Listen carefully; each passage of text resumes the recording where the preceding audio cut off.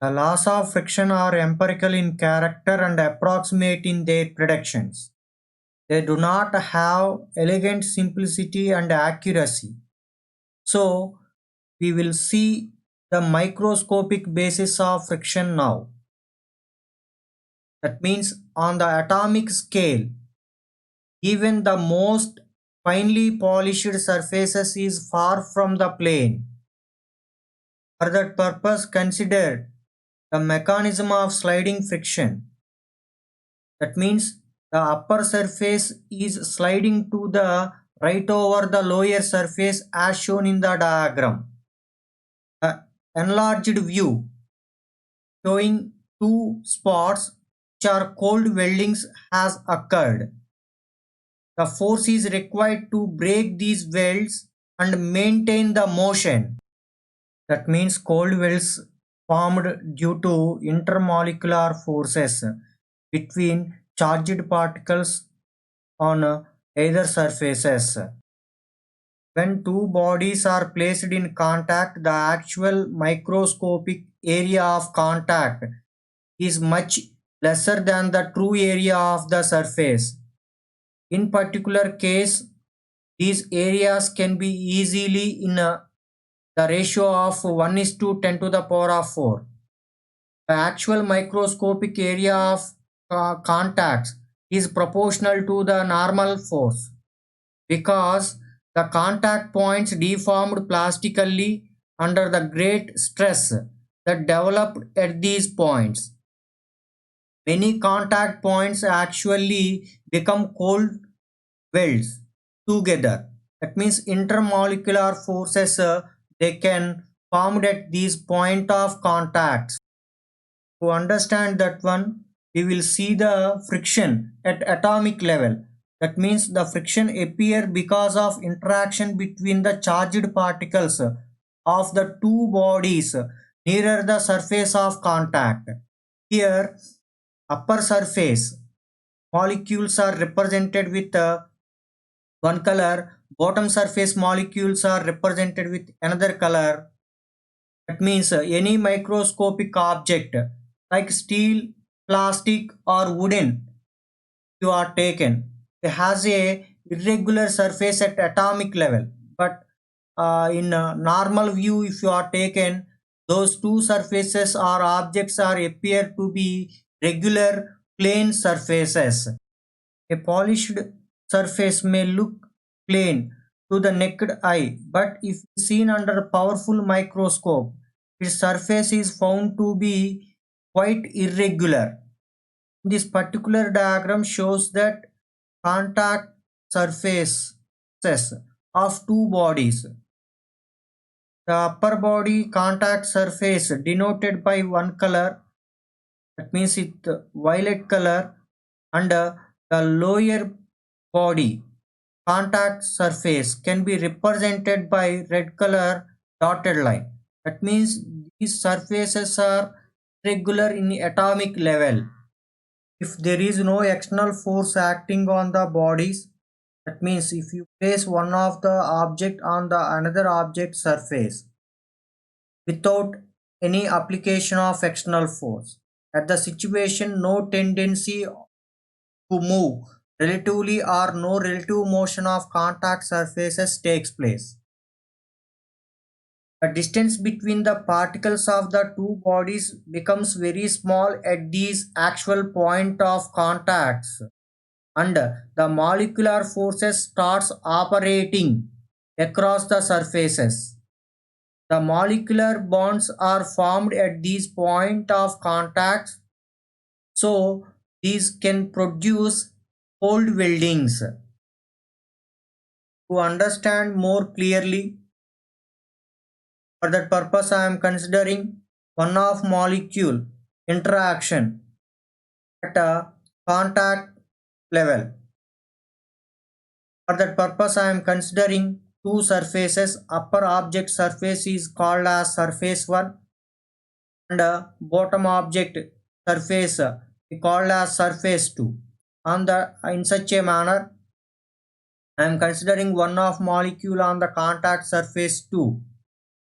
This particular molecule or particular atom can produce an electromagnetical force on the upper surface of other object. The resultant of these forces can produce a net contact force on the first surface due to second surface molecule. That means C12 is the contact force on the first surface molecule due to second surface molecule. Similar manner, each and every molecule in the second surface can produce a net contact force on the upper surface.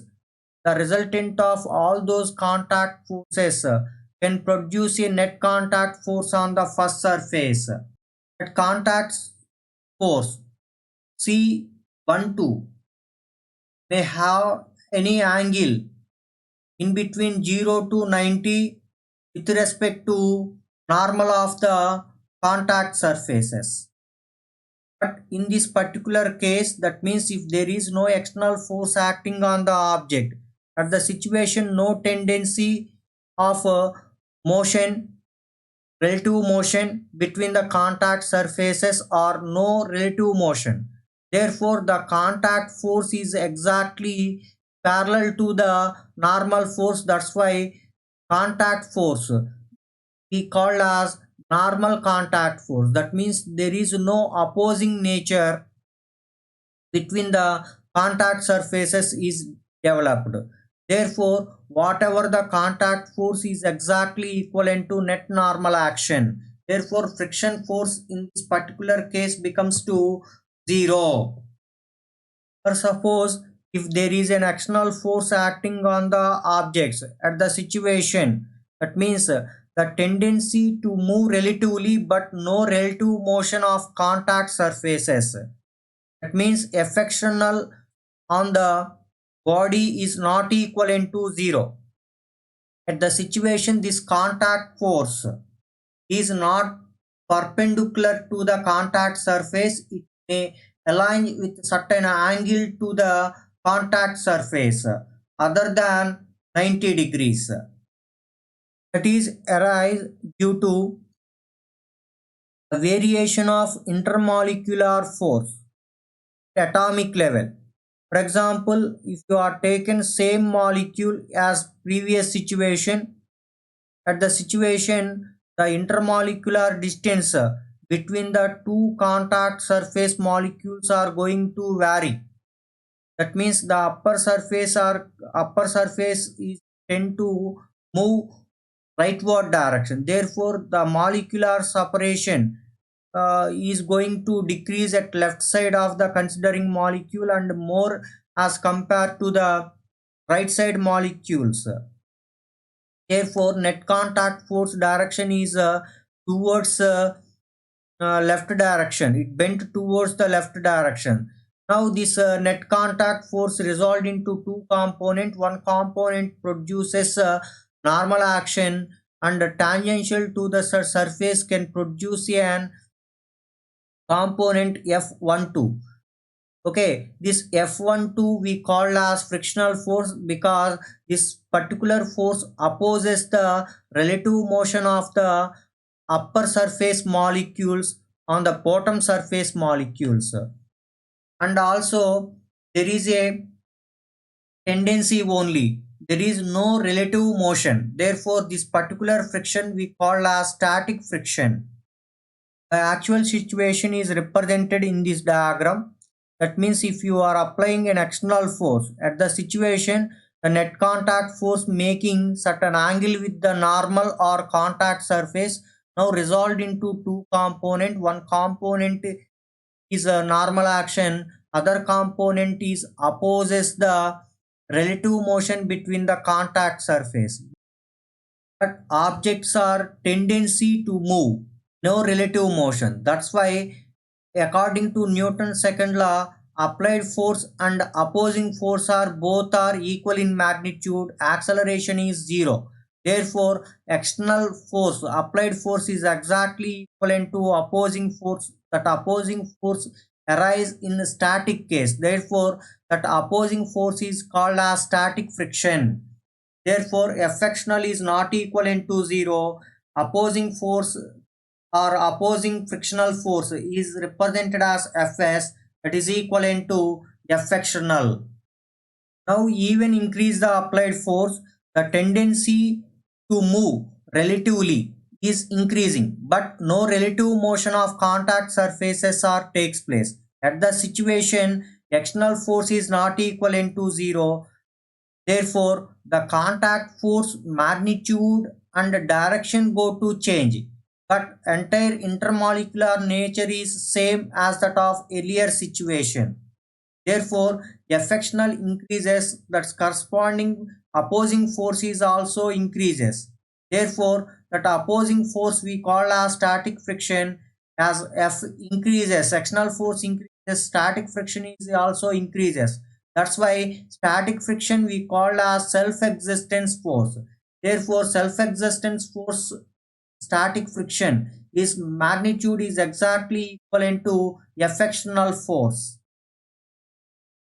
If you further and further increase the applied external force at any particular application of external force, any particular point of application of force, the maximum tendency to prevent to move relatively or about to start relative motion between the contact surfaces takes place.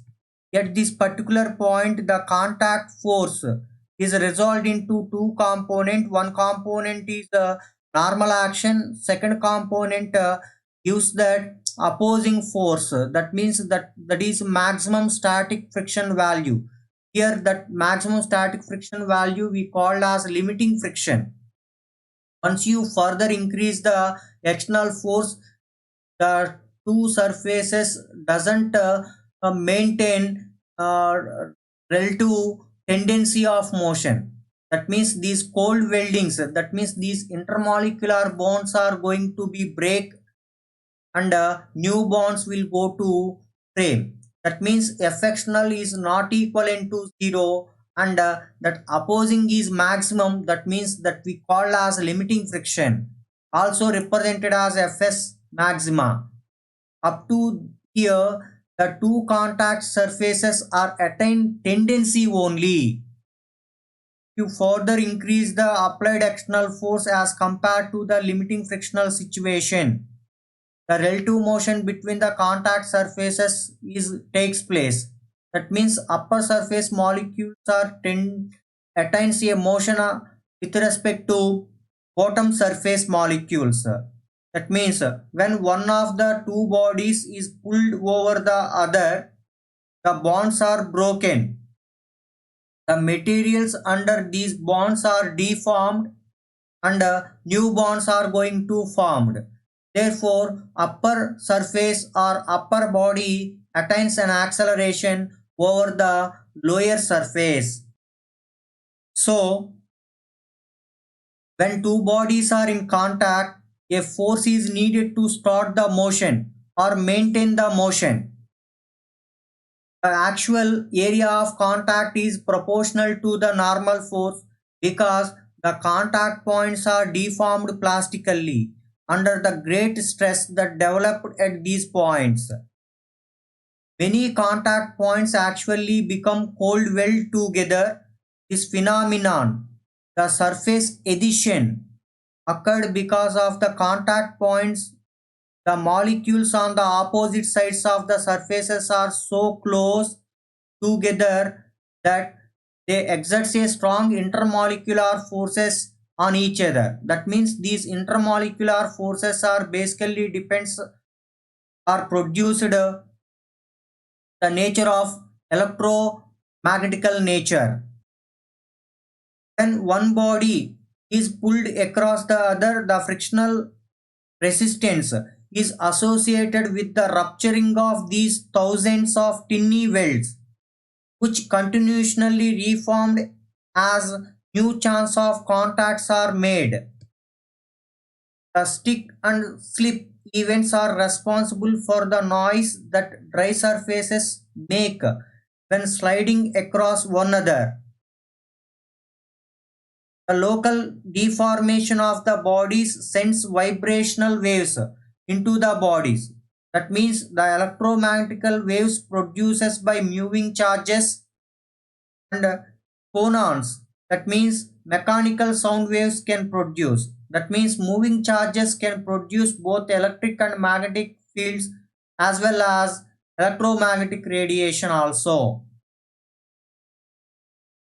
These vibrations finally damped out and energy appears as the increased random motion of the particles of the bodies. The bodies thus becomes heated. Sometimes they make noise and sometimes they can produce photons also.